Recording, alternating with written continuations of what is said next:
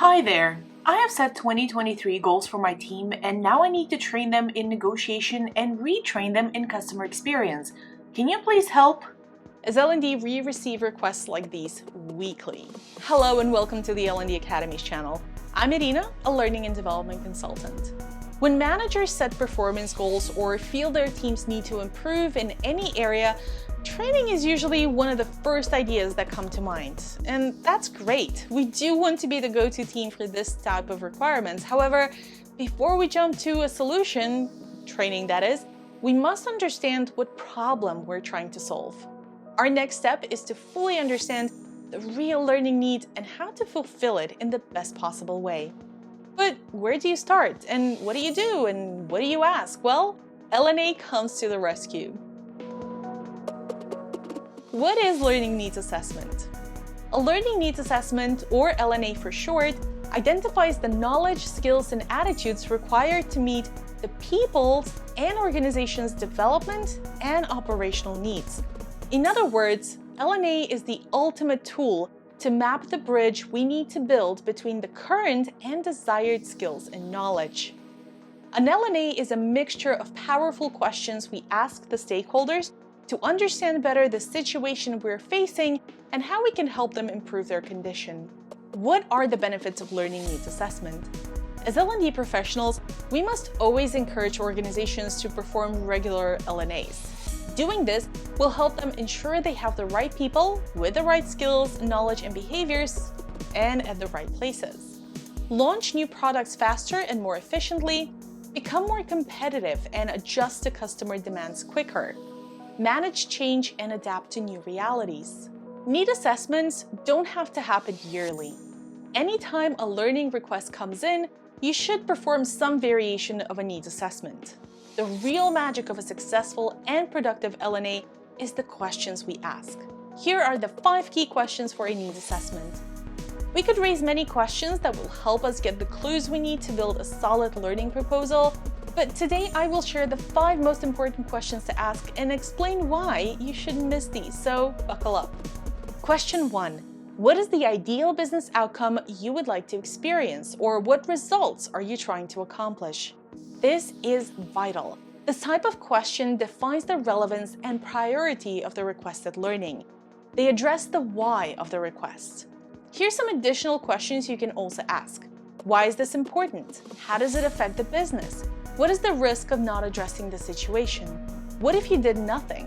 What will success look like? What should learners achieve after the learning experience?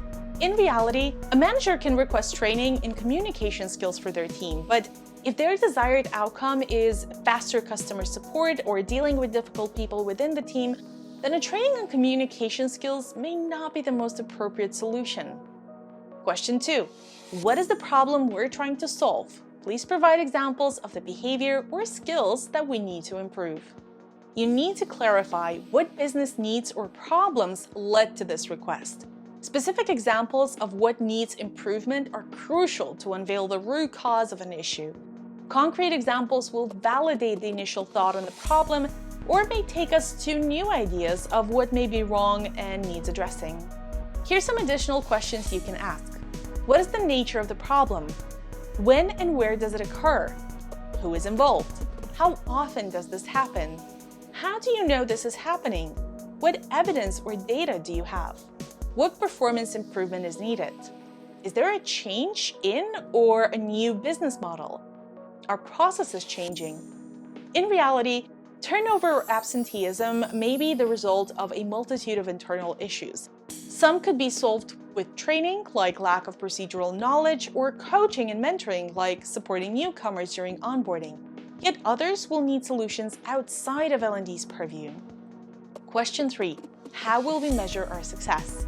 It's not enough to know what the outcome will be, but also how we will measure that.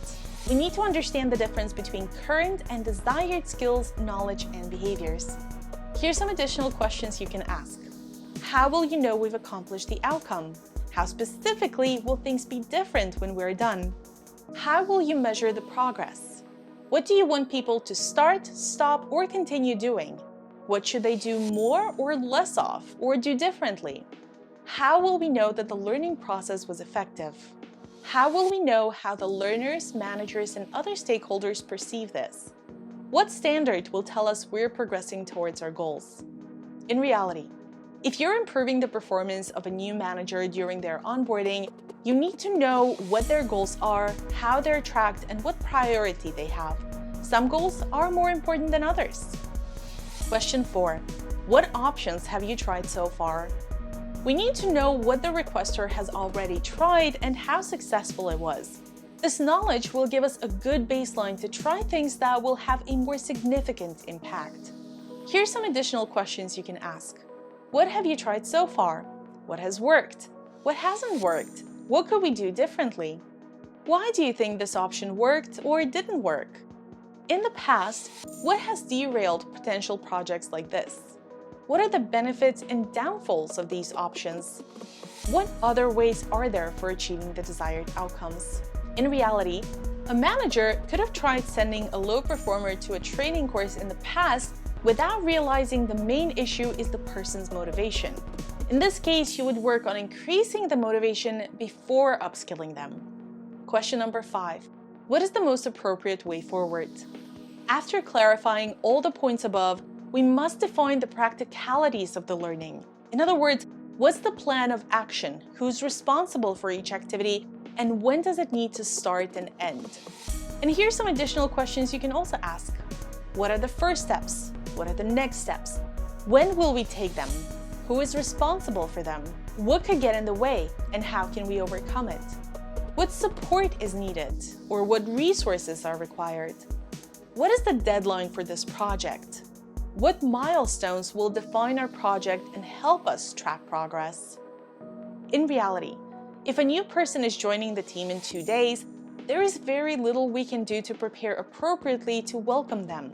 We need to act quickly to ensure they have, at the very least, the essentials. But if we're setting up a 2-year-long program for leaders, we need to ensure we have plenty of time to plan and prepare. And that's it. Remember that even though these are the cannot-miss questions for your LNA interview, many others will let you gather as much information as possible. These are also important because your next step is to develop a robust learning proposal. And that will just include the answers to these questions. If you want to take your LNA game to the next level, consider the following bonus tips. Prepare your questions in advance, the main ones and the follow-up ones. Listen carefully and take note of all the details provided to you. Analyze the information gathered carefully and avoid jumping to solutions. Always connect daily activities to the overall strategy of the organization. Lastly, use all of the information you've gathered to present a purposeful, effective, strategically aligned, and fun learning experience.